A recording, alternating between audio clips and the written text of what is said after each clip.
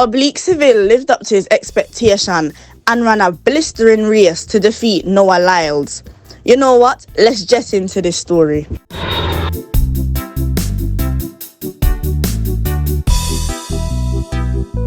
Welcome to Jet. So first and foremost, before we get into how impressive Seville was and how this was predicted, give thanks to Yahweh and Yahushua. Yes, man. At the Races Grand Prix 2024, we saw what a class act Oblique Seville was.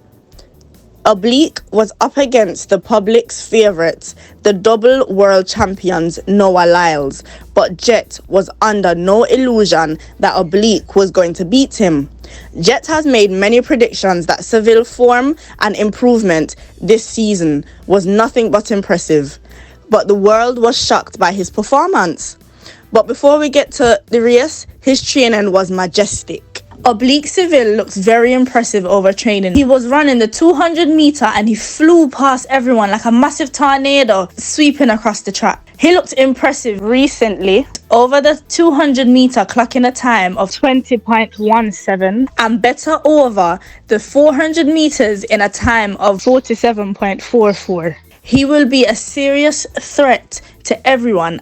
Yes, a serious threat indeed. He could continue to improve over the 200 meters and could challenge for a medal over the distance someday, or even Paris. Anything is possible. I believe Seville is running the 200 meters to improve on his top-end speed, but Jet believes he could do the double at this Paris Olympics, and you never know what could happen. Only Lyles and Tobago could beat him over the 200. I know you're going to say Knighton and Benarek ran faster than him over the 200. Seville gets a good start from the get-go and Lyles was way down. We know Lyles has a very good top-end speed, but Oblique is also aware of this. At the 40 meters, we started to see Lyles coming through as he often does, but this is not Christian Coleman, and no way he was going to catch Seville. Oblique took the win in a personal best of 9.82, Lyles in 9.85, and Ferdinand Omanyala third in 10.02. This is what Oblique had to say after the race. Well, me and my coach was working on the execution throughout the week and the past month, and coming out here and get a good execution show that the work that they have put in paid off. Well, it's a tremendous feeling because, as I said, last year because of injuries, I didn't compete. But for this year, I'm actually happy that I compete and get a personal best and win in front of my Jamaican fans. So I'm happy that I compete against Lyles because the first time I competed with Lyles last year was the World Championship Finals. And coming out here running against him in my country is good. This is Lyles' assessment after the race. The gun is fast. The gun is faster.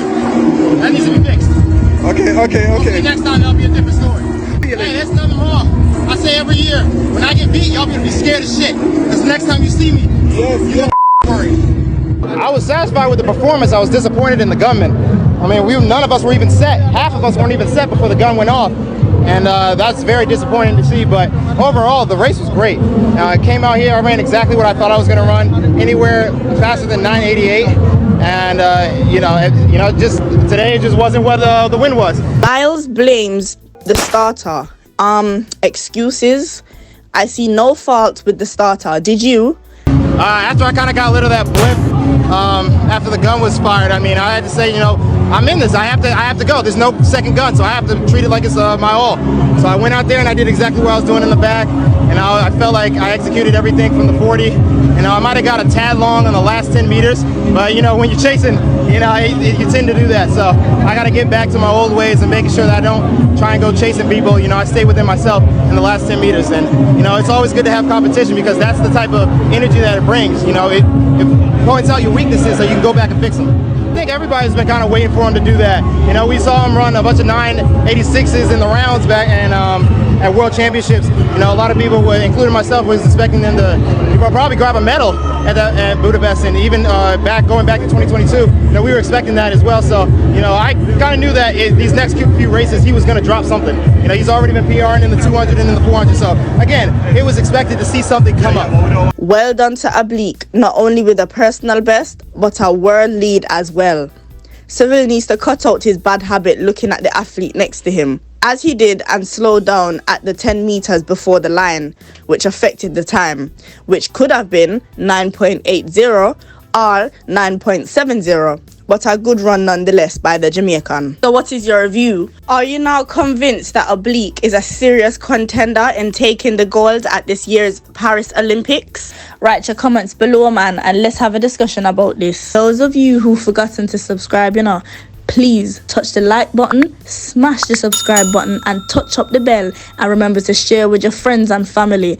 So here we are going now. We are gonna jet off,